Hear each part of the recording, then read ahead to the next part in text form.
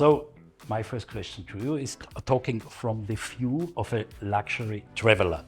Why should someone visit the Maltese Islands from your point of view? Malta is very up and coming in terms of the luxury area.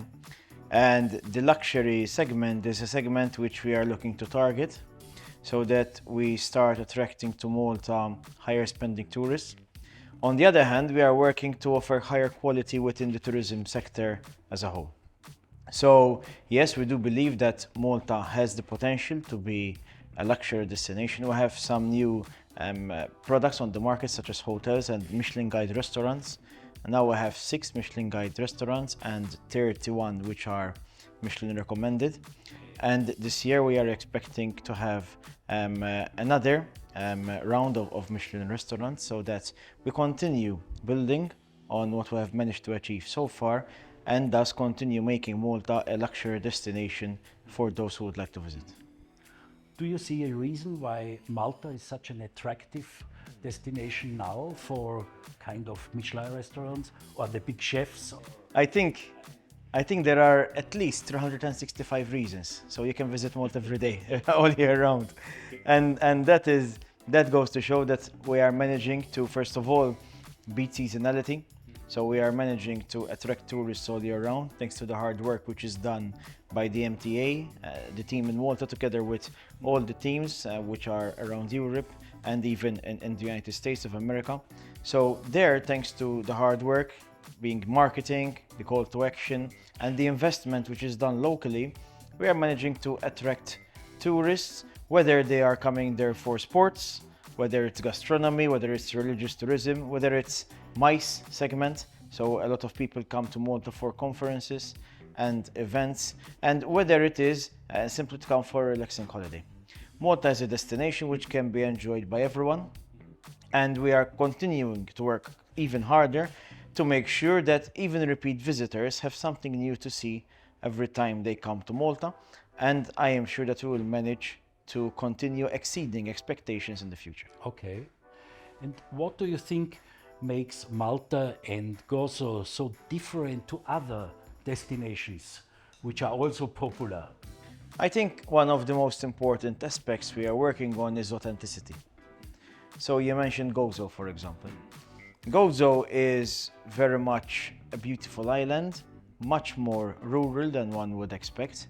And it is a place where one can go not only in summer, but even during the winter months to enjoy, such as going trekking or cycling. But at the same time, you can still find good restaurants and very nice places and attractions to visit. There are many unique selling points for Malta as well.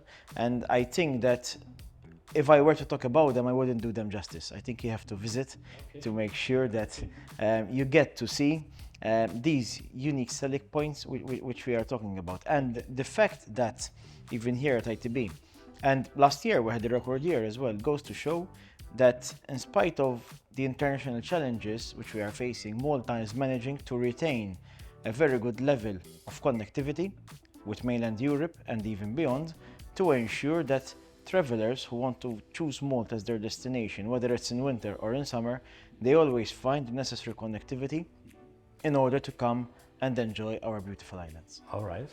So definitely our readers will do that. I hope so. So absolutely. Tell us more about the capital city, Valletta. Yes, Valletta. What do you think about that? So Valletta is a beautiful city. It is the city built by gentlemen for gentlemen. It has very much come alive recently.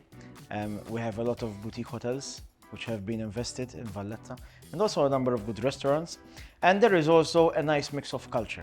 So when one comes to Valletta, one can do everything basically. And with the Biennale, which is coming up now, it will be starting in a couple of weeks' time. It won't be just centered around Valletta.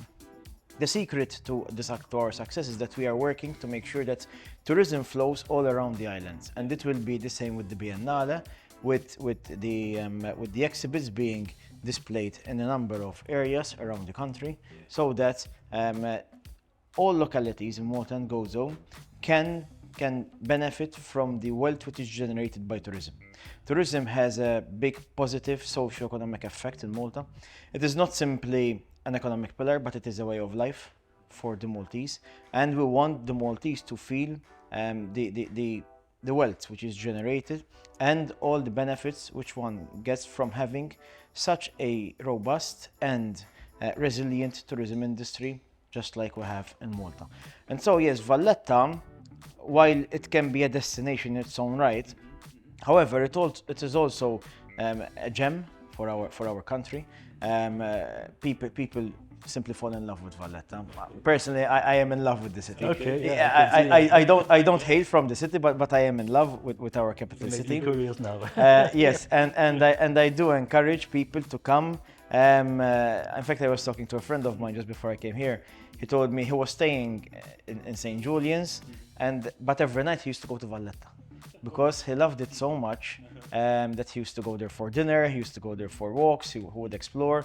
You have the beautiful, breathtaking views of the Grand Harbour. You can go and enjoy a brunch, you can have a nice lunch in one of the many restaurants, which there are, or perhaps even you can have a nice stroll around, even in the evening. So there's so much to see. The theatre as well is in Valletta. So there's so much to do in Valletta that it is actually a destination in its own right. Oh, great that you describe it so colorful. Yeah, it is colorful, believe me. Exactly. I know it's maybe hard for a high-scale official as you are to tell us about your personal favorites. Malta goes. The thing is, it's difficult to simply pinpoint one location as my favorite. But I mean, my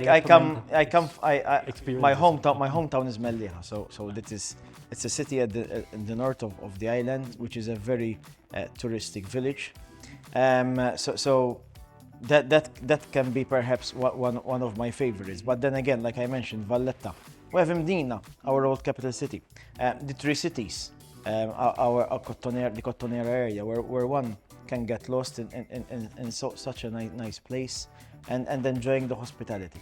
And I think the fact that we have been hospitable for such a long time makes the people, I think I would say the people are our best asset.